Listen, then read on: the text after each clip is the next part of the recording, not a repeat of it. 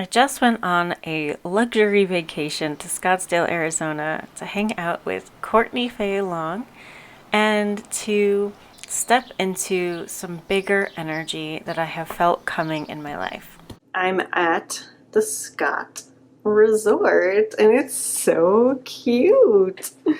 There's like a bar here, and here's the room. Great bed. I don't usually go to places that are like so adorably furnished, and so I was super into this place even before I got here. I love like this tiny little sofa. Like, where do you see this? No, nowhere. And I love that we're in Arizona and there is a saguaro and then a water shot. Ah, so cute. And then, hello. And then that adorable tiny bottle of wine. I wonder if they like mark these things. I don't know. I don't drink wine anyway. Look at that. Cute sconces. And a very adorable bathroom. So cute. And my friend Courtney, who you probably know, is at the spa right now getting a massage. So we are just treating ourselves. It feels really good. We've already been in the pool. Ooh, this is nice. I like how it's not cluttered too. It's like just enough stuff. Oh, adorable. Moisturizer, so cool. I have been in Arizona for like 4 hours and I already have a little sunburn on my nose. To be expected. Oh, they have the Purely Sedona water. Cute. They gave me water at the spa, so I'm just going to drink that, and I'm actually going to eat the rest of my food because I am really hungry now. I'm going to chill out.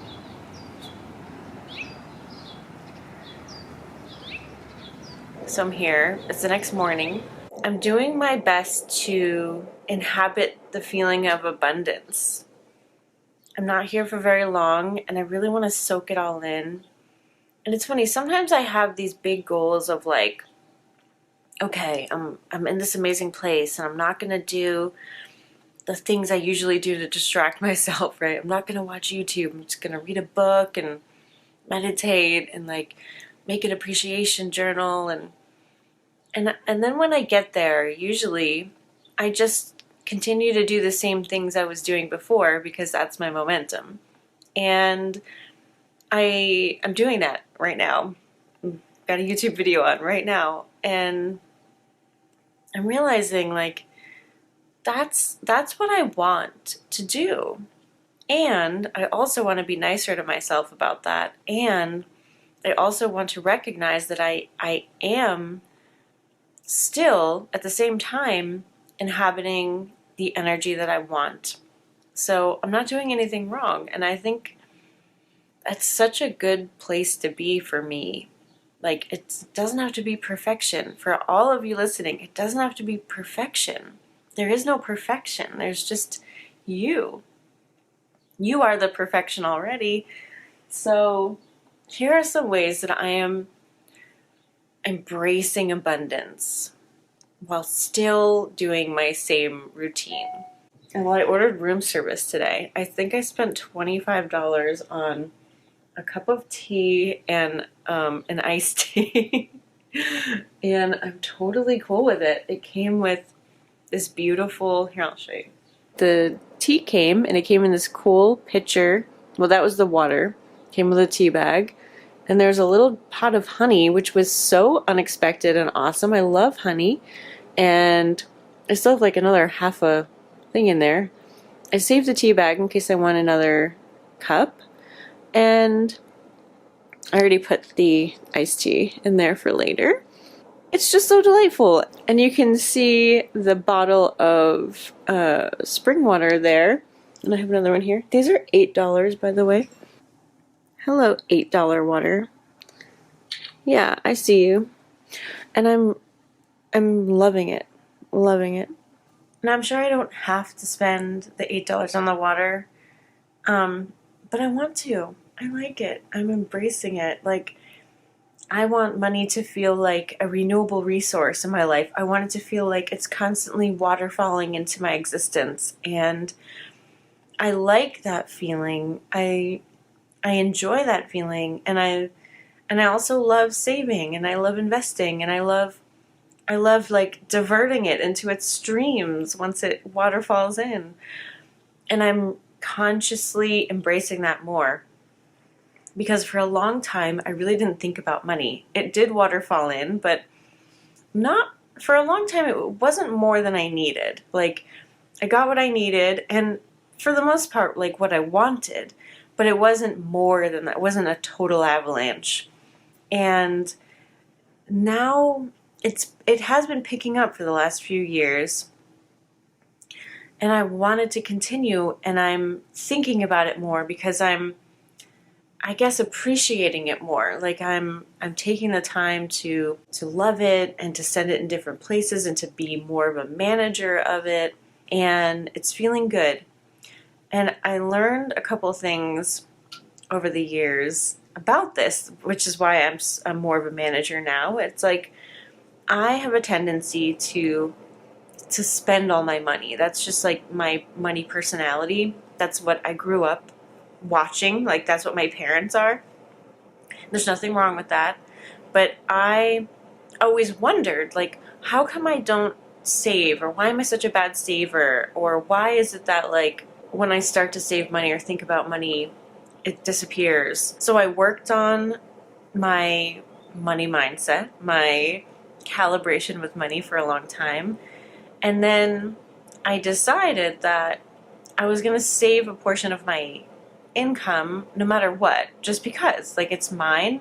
I can pay myself. I can put it aside and it can feel good. It's not out of lack. It's not out of saving for a rainy day. It's just because I want to see a pile of money. I don't want to just see the things I bought or the experiences I bought. I want to see some money in a pile somewhere, because that would feel really cool. Once I made that switch from, like, I need to save, I'm a bad person if I don't save, why didn't I save, to, like, oh, this is really fun, then it started to grow, and now I have like a retirement fund and an investment fund and a savings account, and like it got a lot easier. If you have a money personality that you don't organically like or you think is wrong, being okay with that, accepting that, loving that is really the first step to changing how you manage your money and how you are able to move it and divert it and do different things with it. For me, anyway, that's how I had to do it. Yeah, it's fun. I like it. So anyway, I'm gonna get back to my vacation and maybe, like, put some clothes on and finish watching my YouTube video and see what the day has. All right, I'll check in later. So I just walked over here to put something in my bag, and I realized there's eucalyptus in the room because I smelled it, because my nose went like this. It's one of my favorite smells. I always used to have eucalyptus in my room, like as a kid. I just would buy it at the craft store or the grocery store, and I don't see it too many places because it's like old-fashioned. But oh man, it made my day. Just another little thing, like little delights and surprises.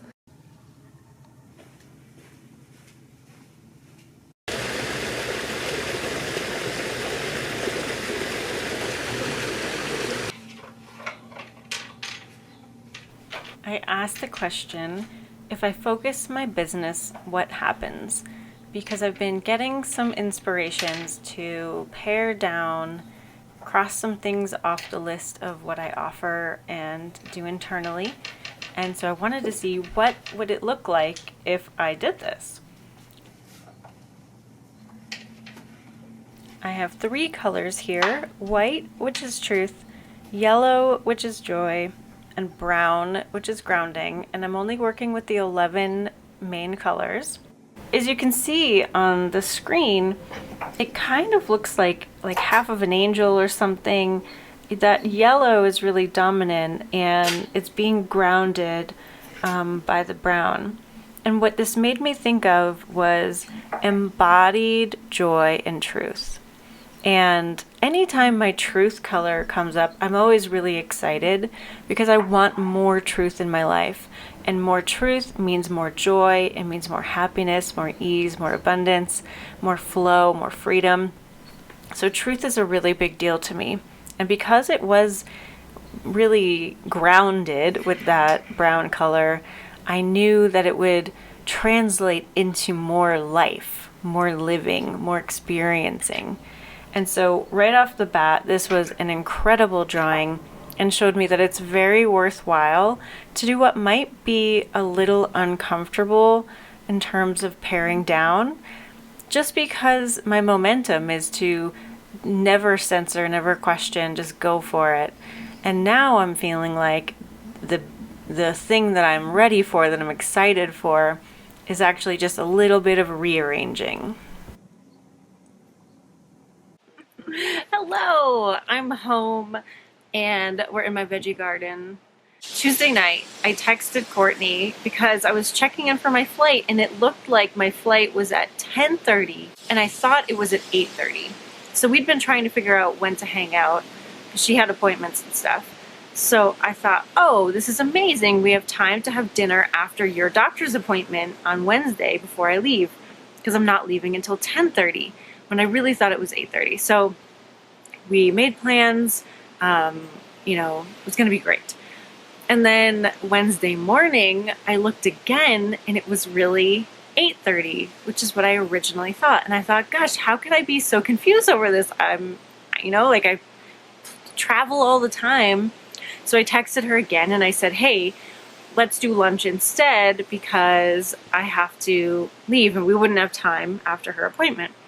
So she's like, okay, that's great. We found an amazing place. We went, we had lunch, and then I had a whole bunch of time to kill before my flight. It was like 3:30 when we ended lunch, and I, again, was supposed to leave at 8:30 on my flight. So I decided for her to drop me off at the mall, and I would just try to see if there was an earlier flight that I could get on and go home early, and also just walk around and kill some time. So I did that. I found an earlier flight that would leave a couple hours early, but the upgrade to that ticket would have been $90. And so I just wasn't really feeling like doing it, just listening to my intuition. And so I walked around the mall. I bought a face mask at Lush. I moseyed on over to the entrance and I just called a Lyft and I went to the airport and I got some chips, got some water, went through security, did the whole thing. And then I sat down, and guess what? I got a text that my flight had been delayed 2 hours to leave at 10:30. And so I was like, gosh darn it, I'm so freaking psychic. And my flight really is leaving at 10:30. We could have had dinner. Then I just texted her as like a funny haha thing. But then I thought, oh, do I still have time to make that other flight? So it turns out that it would have been starting to board in about 10-20 minutes from when I checked. And I was still eating my chips at, some other gate because there was more room over there. And I would have had to walk to a different concourse. I didn't know how long that would be. And so I just was like, you know what? I bet a lot of people are going to rush over there trying to do the same thing that I'm doing right now, change their flight to the earlier one.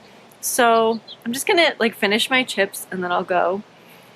And so I did, and I wasn't in a rush or anything, and then I finished and I thought, you know what, I'll walk over there. It's probably just worth it. I have the time to kill anyway. So I walked over there. It took a while. I went up to the gate agent and I told him my predicament, and he's like, do you have any checked bags? And I said no. And he said, is your flight more than 15 minutes delayed? And I said yes. And so I got on the earlier flight without having to pay. And he even said, if it wasn't delayed, you would have had to pay the fee. And it wasn't a change fee because it was Southwest. It's just that they make you upgrade from their, want to get away fare to the higher priced fare if you do that. So, you know what? Awesome. I said yes. He gave me a boarding pass. It was no big deal. And then in 10 minutes, they boarded and I got on the plane. I ended up walking in my front door at 9:15 p.m. and my original flight wouldn't have gotten me landed in Salt Lake until 1 a.m. It was awesome. I also got to sit at the front of the plane and, get off early. I got to the bathroom. Like, everything happened so smoothly. I just love how, ease and allowing and letting ourselves hear our intuition works, and how kind of effortless life becomes, and how much work I got done even though I wasn't working. Nothing felt like work. But Courtney and I had this mastermind time, and I redesigned and streamlined my business and went over things with Carrie today, and she was totally on board. And everything just feels so good, and that's how I like it to be. So love you guys. Bye.